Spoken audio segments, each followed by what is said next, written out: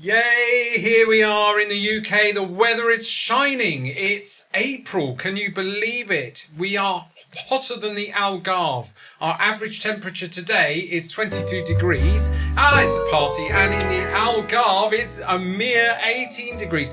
The thing about the UK is that things can turn on a sixpence. Everything can change in one night.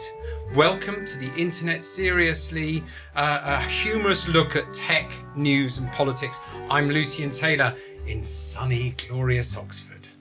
And I'm Emily Taylor, also in sunny, glorious Oxford. And I'm Alice Taylor.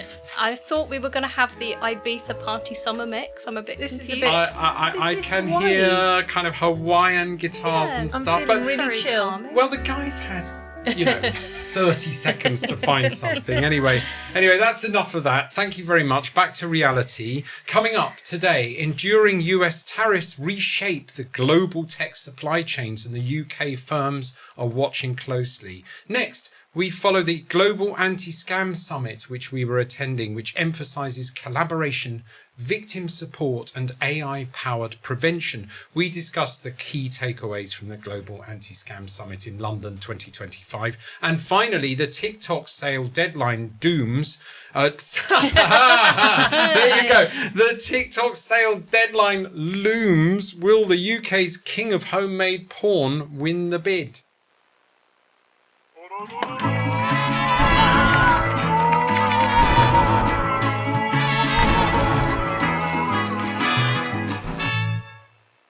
Before we dig into this, please hit subscribe to this channel if you're watching this, and hit follow on Apple Podcasts, and rate and review, particularly if you like us. Thank you very much. Emily, you were showing me some interesting facts. You know, the markets are tumbling, aren't they?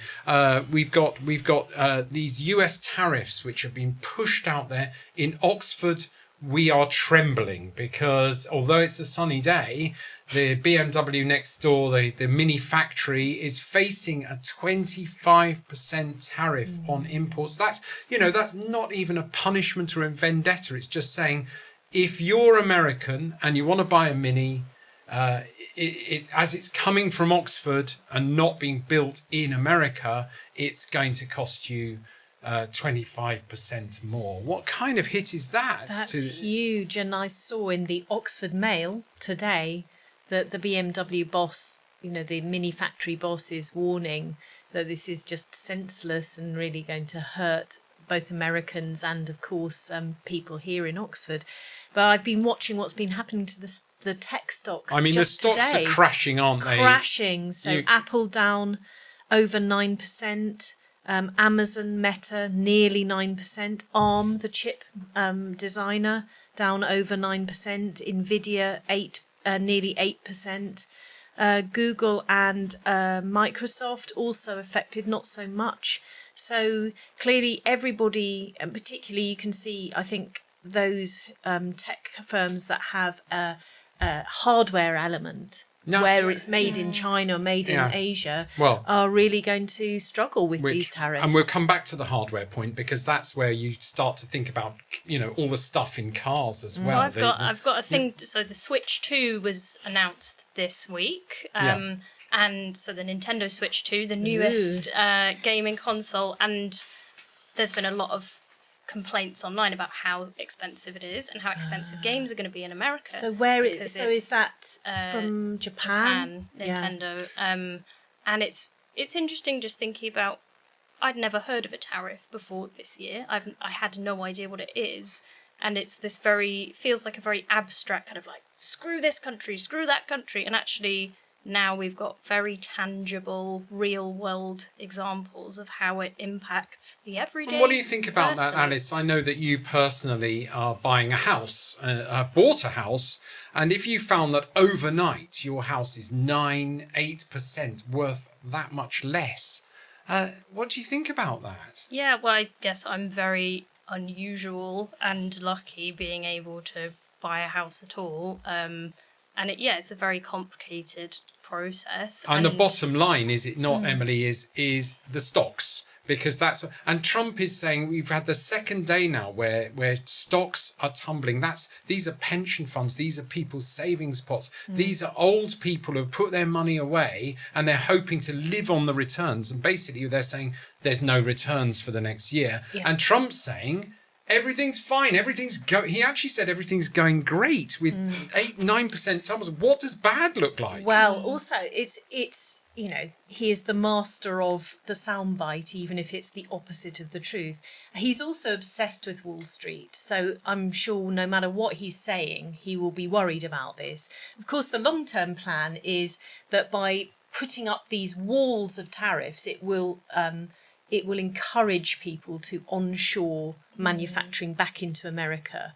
But that's a very long-term strategy. Whoa. And particularly for tech markets like looking at NVIDIA and ARM, which are in the semiconductors field, where a semiconductor will usually cross maybe 80 national borders in its manufacturing process.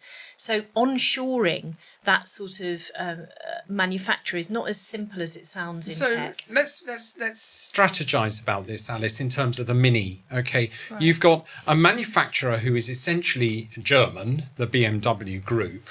And Trump is basically saying, he's taxing like mad, the EU anyway. The EU are angry. They're not happy about this. They're not, they're trying to remain calm, but they're angry. So his gamble is that someone like BMW is going to stop manufacturing something like the Mini, which is a sort of British cult icon, and set up the factory in the US to avoid tariffs. What's the reality of that? Yeah, well, it's just like with the Switch 2. It's like what the consumer sees is just this thing that I really like is now just really, really expensive.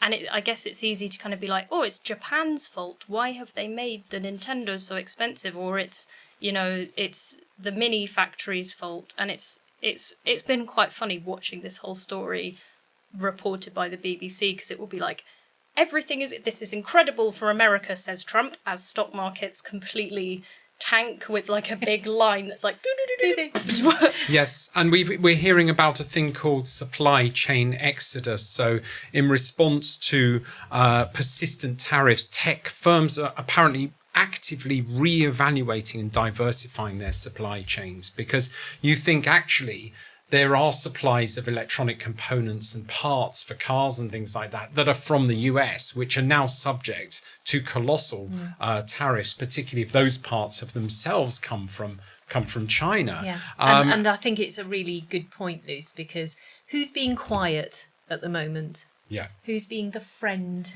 to all the ASEAN countries? We're freaking out about our 10% tariffs.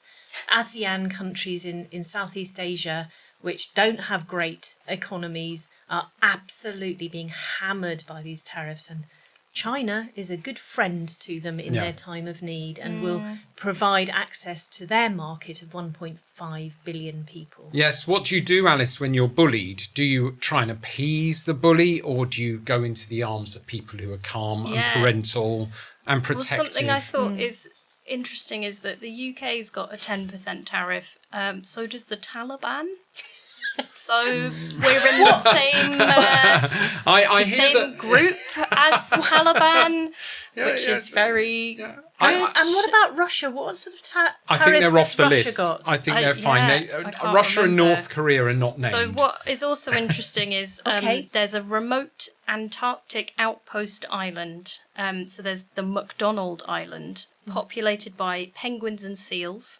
Lovely. No human has even What are they by? visited the island. Not even like living on the island. They haven't visited the island in over 10 years. Mm-hmm. It is only accessible via a 7-day boat trip from southwest Australia. They are subject to 10% tariffs as well. So McDonald Island, penguins and seals, the UK, and the Taliban. Sorry, the penguins are right. Interesting. You can judge people by the company they keep. I've got to take you up on that. I would go for the penguins. Sorry, the penguins are selling something to America that is now subject to a Subject to 10%. Yeah, so any imports from Fish? McDonald Island. Well, also he's put a tariff on David Christmas Attenborough. Island. David Attenborough. There's a tariff on Christmas Island, so I think he just heard the names McDonald's. Oh. I like that. Yeah. Christmas. I like Christmas. that. Lovely. Who Let's doesn't do love that. Christmas? Right. Tariffs, 10%. We've had enough of that. We're now going to report on the Global Anti-Scam Summit in London. But before that, it's time for our Guilty Pleasure Online. New graphic. Oh, right. Oh, very nice. I haven't seen that before. I don't know why we're looking at Emily, because Alice Taylor, Yeah. it's time for what is your Guilty Pleasure Online? So my guilty pleasure online. She's this reading week- her You're phone. reading your She's phone. reading, she I know can't I've even got a remember video it. that, so basically I follow this account on TikTok called Mr. Cody Darla, who pretends to be like a nursery manager or like a playgroup manager who's in charge of looking after Trump's billionaires. So for example, this is after Elon did his Roman salute at the inauguration. Sit down in the naughty corner. You naughty boy. Don't have a go at me, okay? I didn't know he was going to do a salute. I put him in the timeout zone. Yes, of course he's crying. You know you're crying, aren't you, Elon? Because you know you've done something naughty. Well, you've done something naughty. And then the other one was after Elon. Signal Gate. There's JD Vance and Pete Hegseth. Of course I've confiscated their phones. I'm just talking to them now. Pete, JD, I'm not angry.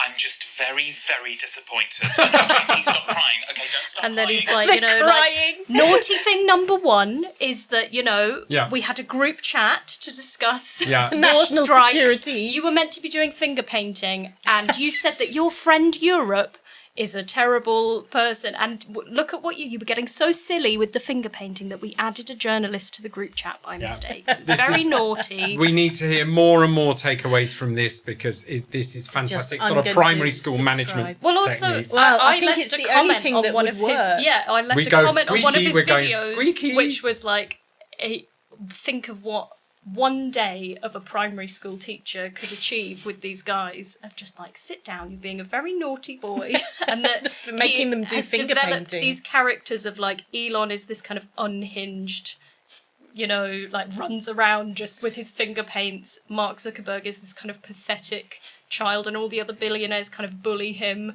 And so he's like, Mark, come on, let's go and play with you. Stop being mean to Mark, Elon. You're a very naughty boy. Thank you very much.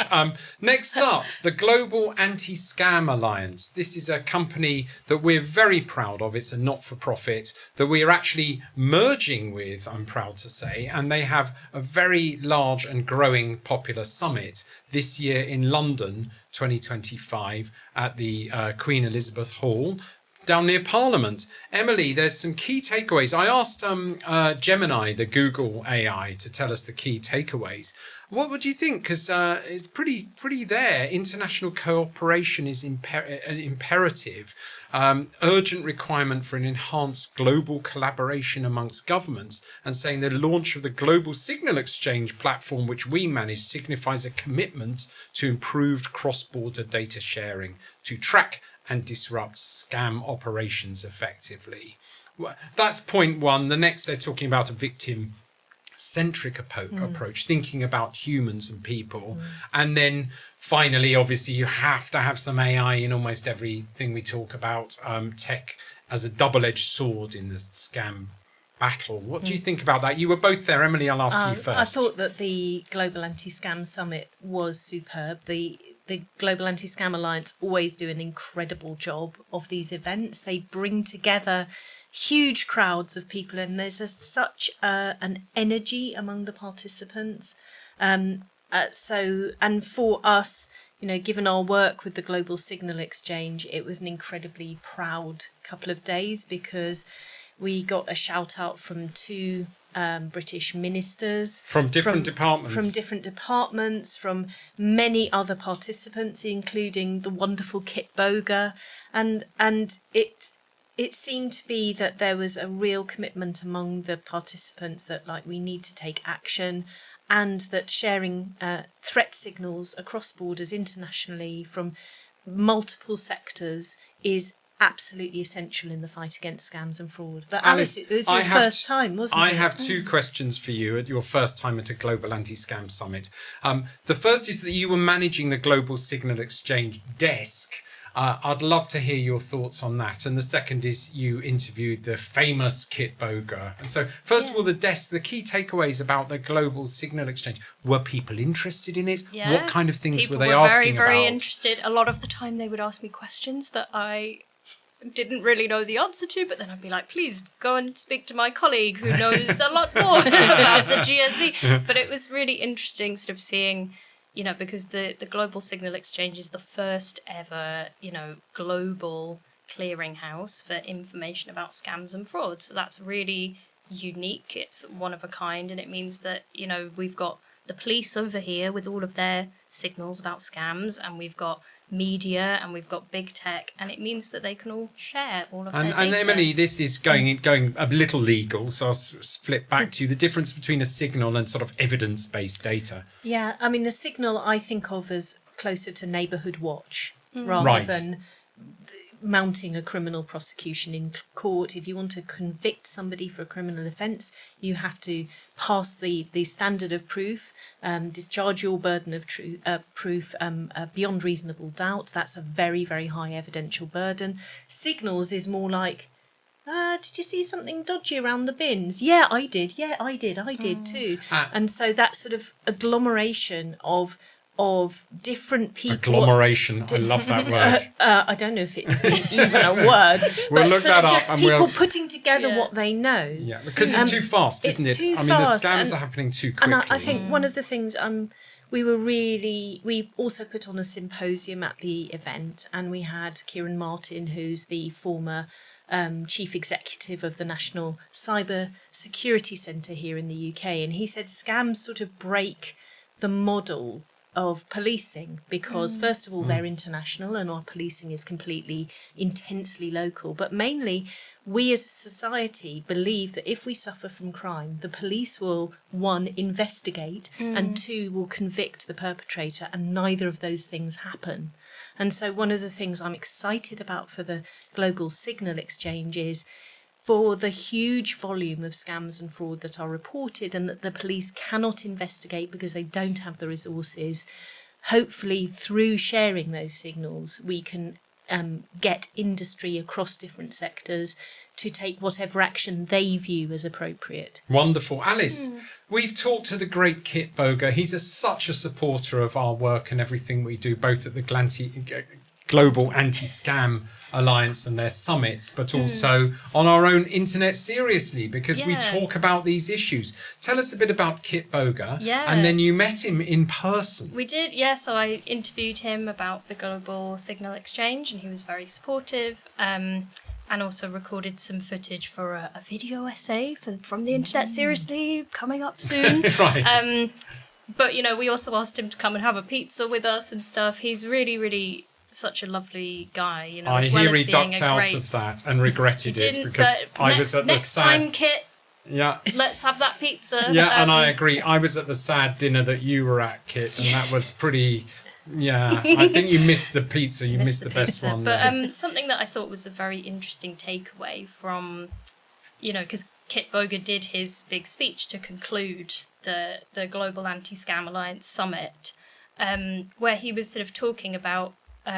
firstly, it was hilarious because he had his kind of the maze where they send scammers to be scammed. So they now, send sorry, them to have... this is where you get where the internet sort of presents you with like a picture and pick all the cars in the picture and things like that. He'll be like, so scammer, you've done your scam. Now collect your money. Your money from the Bitcoin wallet. Here's the wallet, but just to sign up, we need you to complete some captures to prove that you're a human, and the captures are increasingly. Like endless. Well, it's like, which is the coolest race car?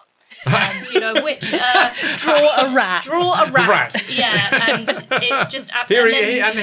Here is Alice. Here's a bit of footage of you with the great Kit himself without his dark glasses on there in front of the Global Signal Exchange.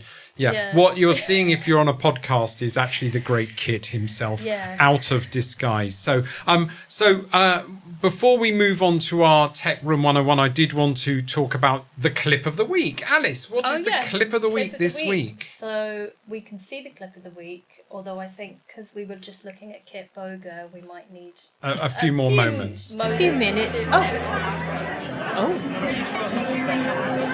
What are we looking at, Alice? So we're looking at Elon Musk, and he's at a very important political dinner because Trump is there, and he's sort of put together his forks and spoons into, I want to say, A like sort of- a Christmas star. Yeah. But you Like know, a- That's like Like does a the mobile. kindergarten teacher that you follow on TikTok have a responded comment to the, on that. of like, Oh, you, well I let done, you wear your E. spaceman costume at the dinner, where, even though everyone else is in suits. And I think Yeah. the thing that really stands out to me is the woman who's clearly like some senior political figure just kind of looking at him and then just walking away looking really freaked out. But I liked it because it kind of, to me, it's his sort of insecurity of like, I am an engineer. I'm going to Yes. engineer these forks together and present them to the world, and As an actual everyone genius. just thinks he's a sad loser. Well, So- I don't know. He's there to disrupt. He's there to upset. He's there to break up the old order, the collegiate political club.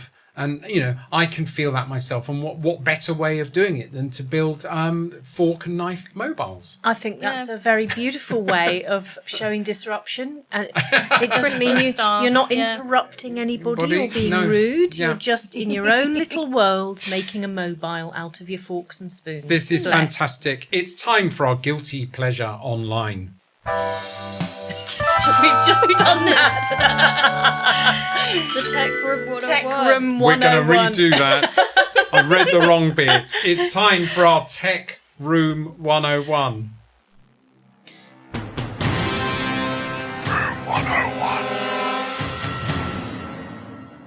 I must say, Igor and Charlie, although I got it wrong, you were very sharp. right You you. were very sharp there because you went back to the old one. I'm really impressed. This is really, really live, and we really mean it. So, Shall I ask you? Because it's Lucian. Unusually, Yeah. Lucian. is there something that What do you're you mean unusually? a little angry about? Is there something that makes you cross? Well, is there some tech that I can you see would the- like I can see to the- consign to the dustbin of history? I can see that I can hear the innuendo there, but I'm just going to let it sail over me. It's a sunny day in You go Oxford. to your mind palace. You've actually got a choice. Oh, I'm going to give you and Alice a nice. choice to Okay. vote. Oh yeah. Which Tech Room 101 do you want me to throw in the bin? Okay. Either advertising in paid channels, subscription video channels, yes, I streaming don't like channels, that, yeah. or the LTN cameras versus barricades. Oh. Ooh.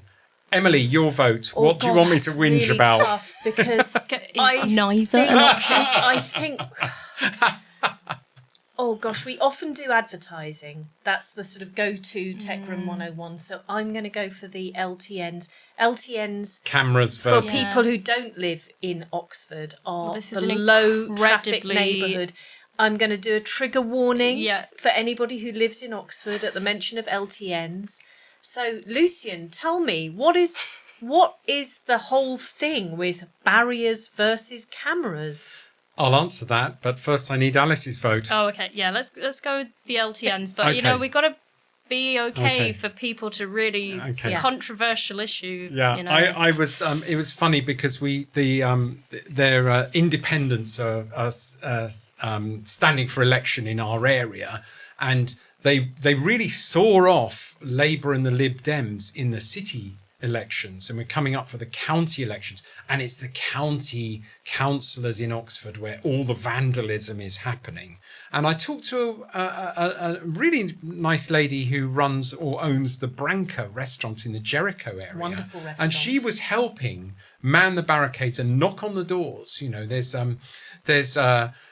other big restaurateurs who have joined this sort of cry. Jeremy Mogford, and she said, "No, Jeremy's not doing the doors, but I'm doing the doors." And we had a and great Clinton chat. Pugh, father Yeah. of Hollywood star Florence Pugh, Yeah, as he's and- always reported in the Oxford And Mail. and I said to her, do you mind if I just have a good shout at you? I know that you're trying to get rid of these dreadful things.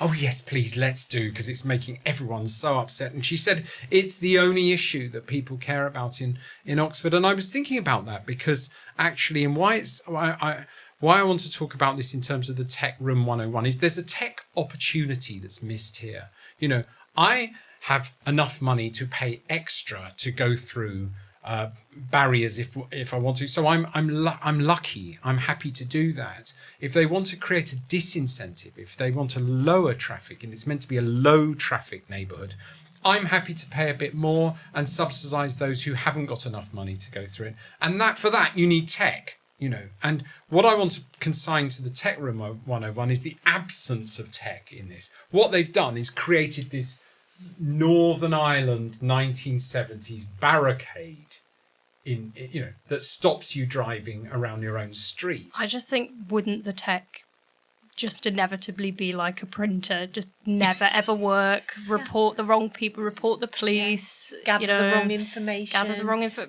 Track you. There's a lot of trust in the yeah. council And, to yes. create a great a high tech quality. solution. But I'm really All right, let's love to see be what they have clear. to offer. I'd rather have a flower pot. Yeah, it's a cunning plan of mine to offer something in return, like loads of cash or just anything. The worst thing is barricades, because what they've done in our area is they've blocked off 4 entrances to our estate and made it 1 entrance. You get a big lorry there or a queue of parents coming out of a school. You can't get out of your estate, and this is what they're doing. And they don't mind because apparently, although I've had an accident on a bicycle, I can use a bicycle. So it's all very, very strange in this area. And that goes into my Tech Room 101. Thank you very much. We're up to our last topic, which is the TikTok sale deadline looms in the United States. We had a ban, didn't we? We and did. then we had a reprieve with Yeah. the master coming in and saying, you're pardoned for 75 days. We're coming up to, and this is a very interesting take on this, the UK's king of homemade porn is apparently... I was Thrown going to his say hat in the ring. I was going to say Maybe, in the yeah. ring, but I don't want to say that. Is part of the process to actually It's maybe like buy a TikTok. sort of what's it called? Like a super group, like a villains. Oh, sorry, it's super gone all group. kind of porny. The lights have gone all Oh, sort of yeah. porny. Very nice. That's a guys. smart move, guys. Yeah. Yeah, Yeah, very nice good. mood. But sorry, this is the UK's king of homemade porn, Yes. which I emphasise I know absolutely nothing about. But he's apparently so in the US they're happy for TikTok to be sold. They want it to be sold. It they has don't to be mind. sold. They Yeah. don't It's mind if it's to someone, Sell US or be purchaser. banned. but it can be sold to someone in the you UK. remember, like, it feels like a million years Yeah. ago that just around the inauguration Just a or couple around of the months. election, we were all talking about the TikTok ban, and it was all like the only thing that anybody And was everyone talking. joined Red Note. Yeah, and then Yeah. everybody forgot about it because there were so many other millions of crazy things that happened.